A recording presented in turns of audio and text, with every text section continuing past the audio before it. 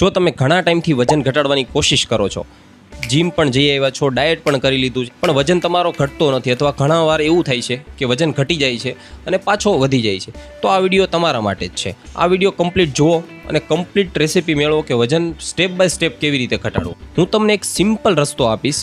A step by step આંખો બંધ કરીને તમે ફોલો કરશો એટલે આપોઆપ તમારો વજન ઘટશે. હું ડૉક્ટર અનિલ કલસરિયા સ્વાગત કરું છું મારી ચેનલમાં, અને આજે આપણે શીખશું સ્ટેપ બાય સ્ટેપ કે વજન કઈ રીતે ઘટાડવો અને વજન ઘટાડવાનો સાચો રસ્તો શું છે. હવે સૌથી પહેલાં આપણે એ સમજીએ કે લોકો વજન ઘટાડવામાં ફેલ શું કામ થાય છે.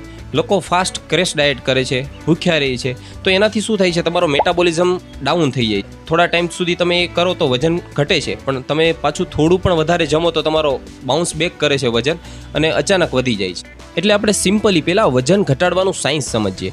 વજન કઈ રીતે ઘટે છે. હું સાદી ભાષામાં કરું તો કેલરી ડેફિશિયન્ટ, એટલે કે તમે જેટલું ખાઓ છો એના કરતાં વધારે વાપરો, અથવા તમે જેટલું વાપરો છો એના કરતાં ઓછું જમો. આ સિમ્પલ કોન્સેપ્ટથી તમારો વજન ઘટે છે.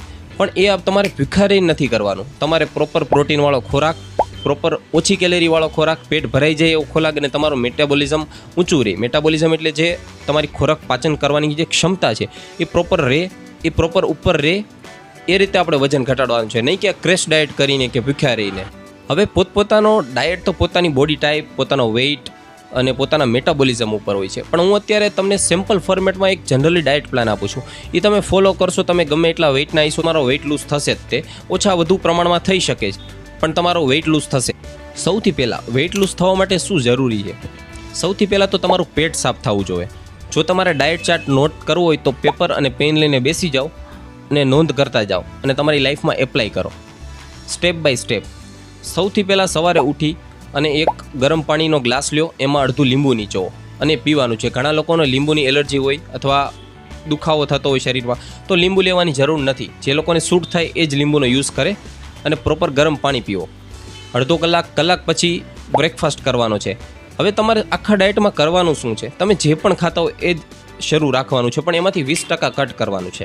લાઈક તમે 1 કપ ચા અને 1 ભાખરી ખાતા હો, તો સવારે ઉઠીને તમારે 1 કપ ચા લેવાનો છે અને ભાખરી લેવાની છે, પણ એમાંથી 20% પોર્શન કટ ડાઉન કરી નાખવાનો છે.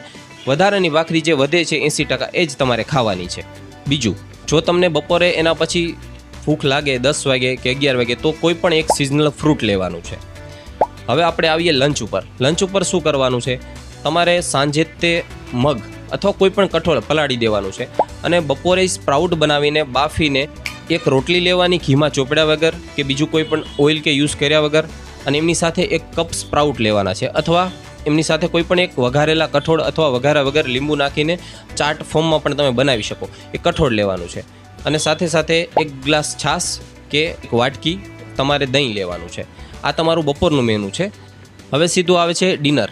ડિનરમાં જો તમે બપોરે રોટલી ખાધી હોય તો સાંજે તમારે મિક્સ વેજ ખીચડી, એટલે કે જેમાં ચોખા ઓછા અને એમાં કઠોળ વધારે અથવા એમાં મગ વધારે, એવી ખીચડી બનાવીને ખાવાની છે. અને સૂતી વખતે 1 ગ્લાસ અથવા અડધો ગ્લાસ ગરમ કરેલું દૂધ પીવાનું છે, જે તમારા કેસીન પ્રોટીન હોય છે, એટલે તમારા મસલમાં હેલ્પ કરે છે અને તમારા મેટાબોલિઝમમાં હેલ્પ કરે છે અને તમને નીંદર પણ સારી એવી આવી શકે. હવે આ જનરલ ડાયટ પ્લાન છે. આ હેલ્પ તો તમને કરશે જ, તમારો વેઇટ લોસ કરવામાં તો હેલ્પ કરશે જ, પણ ટાર્ગેટેડ નહીં થાય. એટલે તમારે જો ટાર્ગેટેડ વેઇટ લોસ કરવો છે તો મને પર્સનલમાં DM કરો, કારણ કે તમારી બોડી ટાઈપ પ્રમાણે, તમારા વેઇટ પ્રમાણે અને તમારો ટાર્ગેટ શું છે એના પ્રમાણે તમારો ડાયટ ચાર્ટ બને અને હું તમને મોકલાવીશ. એટલે મને પર્સનલમાં મેસેજ કરી શકો છો. હવે આમાં ડાયટ કરતાં આપણે લાઇફસ્ટાઇલમાં 4-5 વસ્તુ એવી છે કે ધ્યાન રાખવા જેવી છે. સૌથી પહેલી, 7 થી 8 કલાક પૂરતી નીંદર લ્યો. જો નીંદર થશે તો તમારો બોડી રિકવરી થશે, તમારો મેટાબોલિઝમ સ્ટેબલ રહેશે. બીજું, થોડો સ્ટ્રેસ ઓછો લ્યો. સ્ટ્રેસમાં સ્ટ્રેસ હોર્મોન જ્યારે વધારે રિલીઝ થતા હોય છે ત્યારે એ તમારા ફેટને પીગળવા નથી દેતો.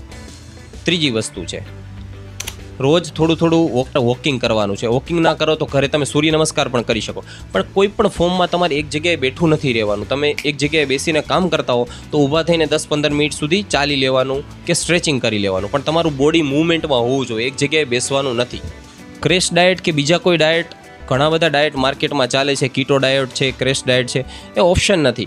એ તમારો વેઇટ તો લૂઝ કરશે, પણ સાથે સાથે તમારા મસલ પણ લૂઝ કરશે અને તમારી એનર્જી ઓછી થઈ જશે અને તમે મેન્ટેન નહીં કરી શકો. પછી તમે જ્યારે જમશો ત્યારે તમારો વેઇટ બાઉન્સ બેક કરશે અને ડબલ ફોર્મમાં વધશે. એટલે જો તમારે પર્સનલાઇઝ ડાયટ પ્લાન જોતો હોય તો મને મેસેજ કરો અથવા કમેન્ટમાં જણાવો. બીજો કોઈ ડાયટ રિલેટેડ ક્વેશ્ચન હોય તો કમેન્ટમાં જણાવો. વિડીયો પસંદ આવ્યો હોય તો લાઇક કરો, શેર કરો અને સબસ્ક્રાઈબ કરો. હવે આપણે મળશું નેક્સ્ટ વિડીયોમાં.